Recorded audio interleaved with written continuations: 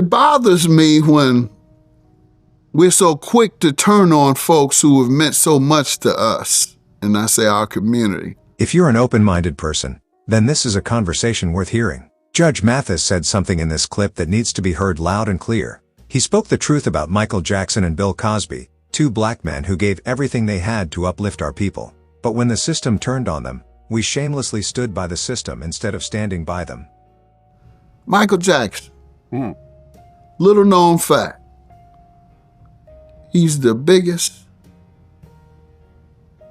He has given more money to black causes at the time of his life than any human being on the planet. Really? Gave away half. He gave away $500 million to black people. From Africa to UNCF, United Negro College Fund, all of it. He didn't want his name out. Yes. He's one of the biggest contributors. I looked it up. You're right. Yeah, that's very true. Michael Jackson was one of the most generous black entertainers in history. He gave millions to black schools, hospitals, and communities. He broke barriers that made it possible for other black artists to shine.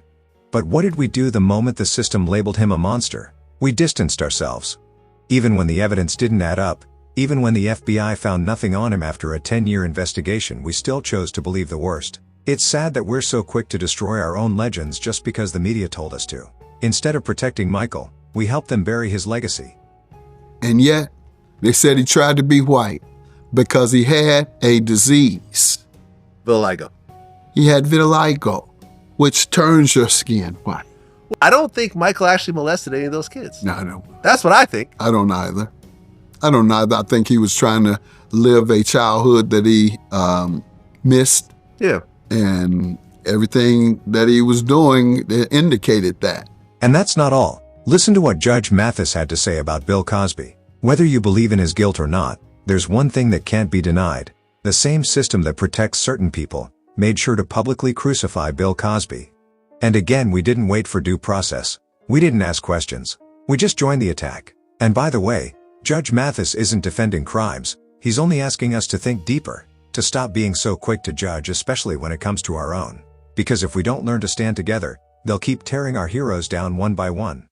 Mr. Cosby has given over $100 million. It doesn't excuse his behavior, but he has given over $100 million to black colleges and black causes. In fact, there's no other black person in the history of the planet, except for perhaps Michael Jackson, whom have given that much money to educate our young people. Yeah. So I think he deserves the benefit of the doubt. We need to have an honest conversation about what happened to Bill Cosby. The reason I talk about these things is because next time we have another Bill Cosby, another black man trying to uplift his people, we need to know what to do.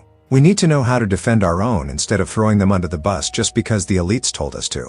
We've seen this pattern too many times, and if we don't learn from it, we'll keep watching powerful black men get torn down the moment they try to do something real for their community.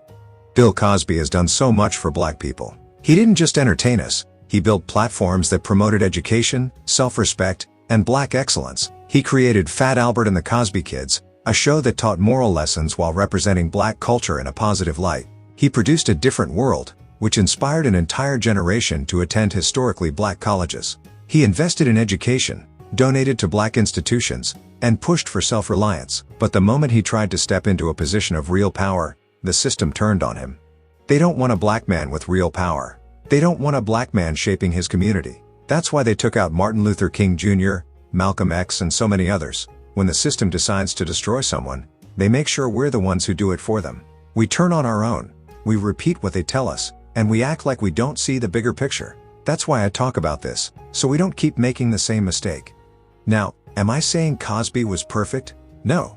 But I am saying that his downfall had less to do with what they accused him of and more to do with what he represented. A black man with influence, money, and a vision for his people. And that's what they fear the most. Woman, and please forgive me, ma'am, if you're listening, but she stayed 2 days with the man, and I don't think she was out for 2 days. He may have, he may have drugged her, engaged in drugs, as he has admitted in his deposition on some instances. But whether it was sexual assault remains to be proven, and I'm just not sure. Yes, you give a person something and they engage in intercourse as a result. Not always the case that it's sexual assault. Perhaps they woke up and decided to stay. Who knows? I give Mr. Cosby the benefit of the doubt.